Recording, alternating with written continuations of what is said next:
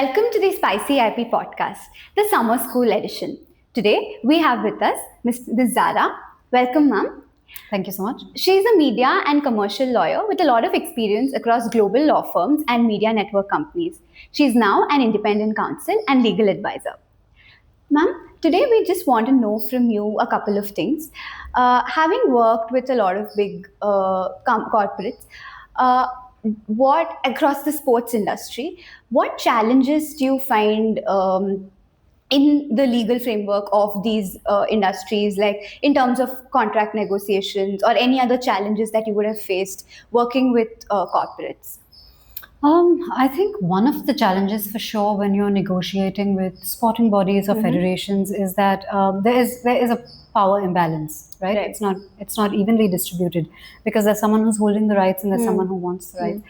I think one of the things that I always say we should be aware of is we go into contracts wishing to negotiate them as far as possible for optimal positions for whichever side we are representing.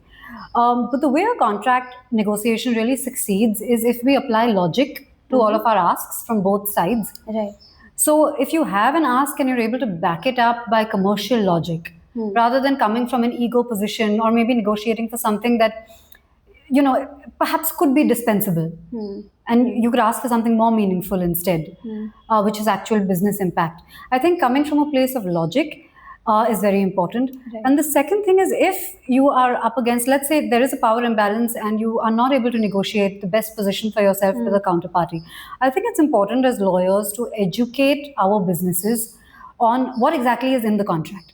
Right. So if it's an optimal position, then that's great. If it's not, that's fine as well, as long as everyone in the business is very well educated on what they need to do to maintain compliance with the terms of the contract. So either you get the best possible position for yourself or you live with what you have, as long as it makes commercial sense for the business, and you take on the job of educating the business on what the contract actually says. Right.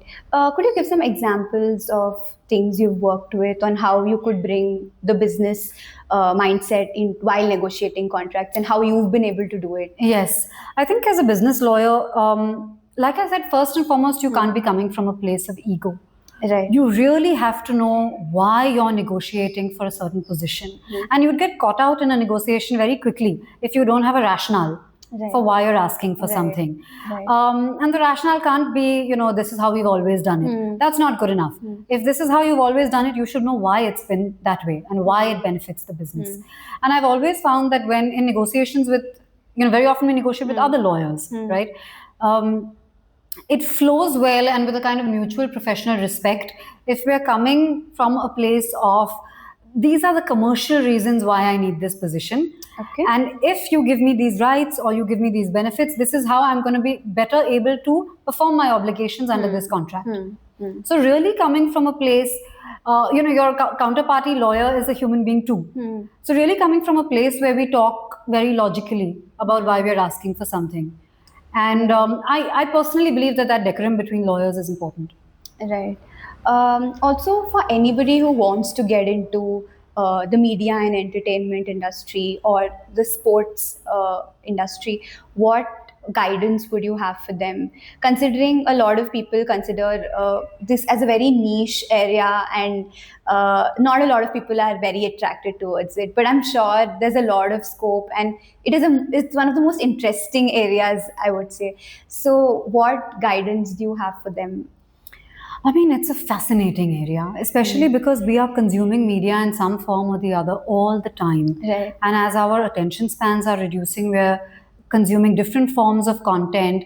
If you look at the way your day goes, you're probably spending a lot of it switching between methods of content consumption, essentially, right? I think I won't call it advice, because I always feel saying that you're advising someone is very, I'm not sure I necessarily have advice to give anybody, but I think one of the things, again, I would approach this logically. I would say, if you have an interest in something, a genuine interest, chances are you're going to be consuming a lot of information around it.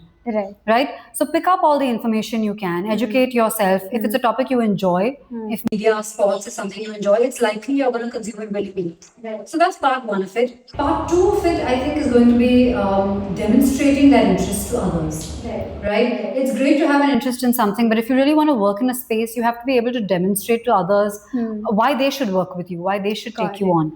So I think traditionally law students have done this through papers and notes and publications and internships and all. I think all of those methods remain very valid. But I think technology has expanded, I think, to the point that we can a podcast like this about a topic that you're interested in, or running a blog of your own. Think innovatively in terms of visibility and in terms of simply to answer the question, even if I say I'm interested in something, how do I demonstrate it? And that's really the question. So people need to know that you are actually interested in it. So you build more connections that way, and then you get into it. Thank you so much, ma'am. It was a really nice interaction with you. And I'm sure people would listen to this and gain a lot of insights from it. Thank you so much. Thank you.